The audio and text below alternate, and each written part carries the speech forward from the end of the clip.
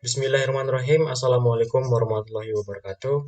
Perkenalkan, nama saya Sarif Wardana, NIM F1C020139.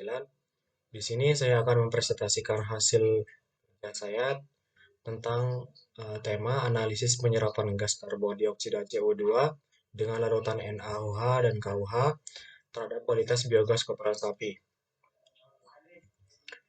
Kita akan mulai dari latar belakang. Biogas adalah gas yang dihasilkan dari berbagai limbah organik seperti limbah biomasa, kotoran hewan, kotoran manusia yang dimanfaatkan kembali menjadi energi dengan proses anaerobik digestion. Kotoran sapi yang biasanya dimanfaatkan sebagai pupuk organik, pupuk kandang dapat juga diolah sebagai produk energi gas non-fosil atau energi alternatif, terbarukan sebagai biogas. Khususnya pembuatan biogas dari limbah peternakan, kotoran sapi yang berpotensi menjadi energi alternatif ramah lingkungan. Karena selain memanfaatkan limbah dari kotoran ternak, hasil pemanfaatan limbah yang tidak digunakan dapat dijadikan pupuk organik yang sangat kaya akan unsur hara yang dibutuhkan oleh tanaman. Selain itu, dalam produksi biogas sendiri menghasilkan karbon dioksida atau CO2. Di mana kita ketahui karbon dioksida sendiri merupakan gas hasil pembakaran yang harus dikurangi karena berpengaruh terhadap panas yang dihasilkan oleh biogas itu sendiri. Oleh karena itu, dibutuhkan upaya untuk mengurangi tingkat karbon dioksida CO2 atau kadarnya untuk kualitas dari nyala biogas itu sendiri. Lanjut ke permasalahan. Dari latar belakang di atas dirumuskan permasalahan yang akan diteliti tentang bagaimana pengaruh kualitas dan kuantitas biogas kotoran sapi yang telah dilakukan penyerapan kadar CO2 oleh larutan NaOH dan KOH. Kebatasan masalah, batasan masalah yang digunakan dalam penelitian ini ada dua, yaitu bahan baku utama yang digunakan untuk pembuatan biogas adalah kotoran sapi dengan jangka waktu 24 jam dihitung mulai dari sapi mengeluarkan kotoran. Yang kedua, temperatur digester yang digunakan adalah temperatur lingkungan pada 30 derajat Celcius. Pun tujuan penelitian ini adalah untuk mengetahui kualitas dan kuantitas biogas kotoran sapi setelah terjadinya penyerapan oleh larutan NaOH dan KOH. Manfaat penelitian. Eh, yang pertama adalah mengetahui kualitas dan kuantitas dari hasil penyerapan kadar CO2 oleh larutan NaOH dan KOH. Yang kedua adalah mengetahui cara mengurangi kadar CO2 dalam biogas kotoran sapi. Dan yang ketiga, sebagai masukan yang bermanfaat dan tambahan informasi bagi mahasiswa dan universitas. Tinjauan pustaka. Biogas adalah gas yang hasil dari pencernaan atau degradasi anaerobik dari bahan-bahan organik oleh bakteri-bakteri anaerobik, termasuk diantaranya kotoran hewan, kotoran manusia, limbah hasil rumah tangga, sampah biodegradable, atau setiap limbah organik yang memiliki sifat biodegradable dalam kondisi anaerobik.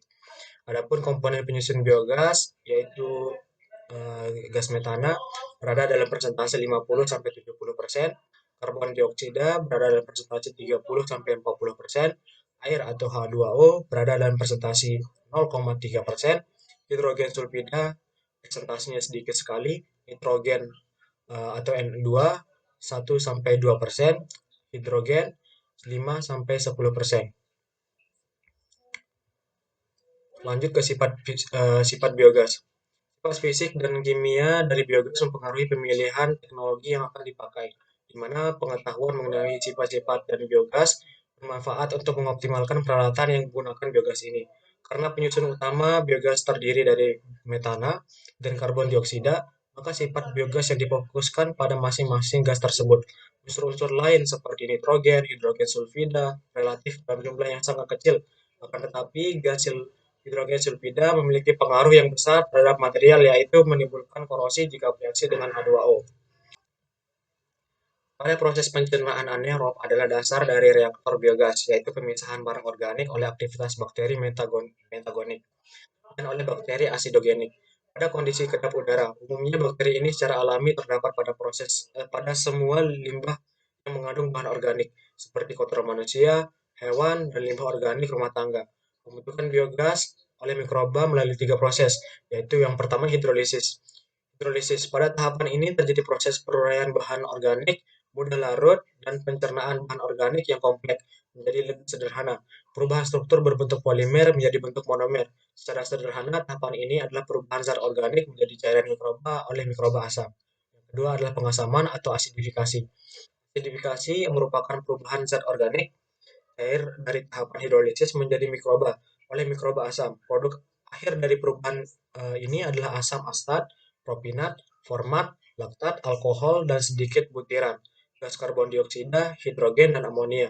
Yang terakhir adalah metanasi. Metanasi pada tahapan ini terjadi pembentukan gas metan.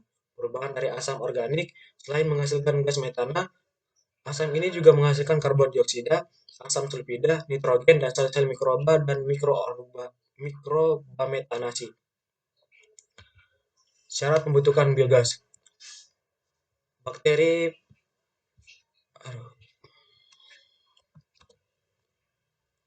Adapun cara pembentukan biogas yang pertama adalah anaerob atau kedap tekan udara. Biogas dihasilkan dari proses fermentasi bahan organik oleh mikroorganisme anaerob. Karena itu, instalasi pengolahan biogas harus kedap terhadap udara. Yang kedua, bahan pengisian. Bahan baku isian digester berupa bahan organik seperti kotoran ternak, sampah organik, dan sisa dapur. Bahan baku lain harusnya terhindar dari bahan isian biogas harusnya terhindar dari bahan organik, anorganik seperti batu, plastik, beling, kaca, pasir, dan lain-lain. Yang ketiga adalah derajat keasaman atau pH. Derajat keasaman sangatlah berpengaruh terhadap kehidupan mikroorganisme. Derajat keasaman yang optimum bagi kehidupan mikroorganisme adalah kisaran 6,8 sampai 7,8. Pada tahap awal dari fermentasi, bahan organik akan membentuk asam, dan asam organik inilah yang akan menentukan pH. Yang keempat adalah keseimbangan C dan N. Keseimbangan karbon dan nitrogen yang ada dalam aktivitas bahan organik sangatlah menentukan kehidupan dari mikroorganisme yang ada. Keseimbangan antara C dan N yang optimum bagi mikroorganisme perombak adalah 25 sampai 30. Kotoran sapi memiliki kandungan C dan N sebesar 18. Yang kelima adalah temperatur. Selain cara di atas, syarat yang tidak kalah penting adalah temperatur. Produksi biogas akan menurun secara cepat apabila terjadi perubahan temperatur yang secara tiba-tiba. Upaya yang akan dilakukan untuk menstabilkan temperatur adalah memberikan penutup di atas digester. Yang terakhir adalah starter. Diperlukan untuk mempercepat proses perombakan bahan organik yang ada sehingga menjadi biogas. Starter adalah mikroorganisme perombak yang berupa lumpur aktif organik atau cairan yang berisi rumen. Selanjutnya, dasar teori. Absorpsi adalah salah satu proses pemisahan dengan cara mengontakkan campuran gas dengan cairan sebagai penyerapannya. Penyerap tertentu akan menyerap satu atau lebih penyusun gas. Absorpsi dapat berlangsung dalam dua macam proses, yaitu absorpsi fisik dan absorpsi kimia, menurut Kumoro Hadianto 2004. Absorpsi fisik merupakan absorpsi di mana gas terlarut dalam cairan menyerap tanpa disertai dengan reaksi kimia. Sedangkan absorpsi kimia merupakan kebalikan dari absorpsi fisik, yaitu gas terlarut dalam larutan penyerap disertai dengan larutan kimia. Bahwa ini adalah reaksi kimia yang terjadi pada biogas, yaitu 2NaOH bertemu dengan CO2 akan menghasilkan Na2CO3 plus H2O. Untuk KOH sendiri, 2 KOH bertemu dengan CO2 akan menghasilkan K2CO3 plus H2O. Absorpsi di atas adalah reaksi yang terjadi secara kimia, dikarenakan terjadi reaksi kimia secara langsung antara CO2 dan larutan NaOH dan KOH. Reaksi kimia yang terjadi adalah reaksi irreversibel, di mana CO2 dalam fase gas dan akan diabsorpsi oleh larutan NaOH pada saat fase cair. Kemudian pada saat gas mendekati interfase cair, maka gas CO2 akan larut dan bereaksi dengan larutan NaOH. Hal yang sama akan terjadi pada larutan KOH. Untuk menganalisa kualitas dari biogas yang dihasilkan, maka kita dapat menggunakan persamaan kalor. Kalor merupakan bentuk dari energi perubahan jumlah kalor pada suatu benda dapat kita lihat dengan kenaikan dan penurunan suhu dan perubahan bentuk wujud benda tersebut. Adapun secara matematis dapat hubungan kalor dan kenaikan suhu dapat kita lihat pada slide berikut, yang dimana Q atau kalor sama dengan massa air dikalikan kalor jenis air dikalikan dengan delta T atau perubahan suhu. Kemudian Q adalah hasil dari perkalian daya dan waktu, maka Q sama dengan P dikali T, di mana P sama dengan daya, dan T adalah waktu. Maka banyaknya kalori yang dilepas sama dengan banyaknya kalori yang diserap.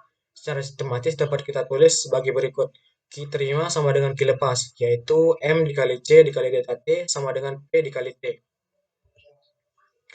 Selanjutnya adalah metode penelitian. Metode penelitian yang digunakan dalam penelitian ini meliputi alat dan bahan. Yang pertama, 2 digester dengan kapasitas 30 liter.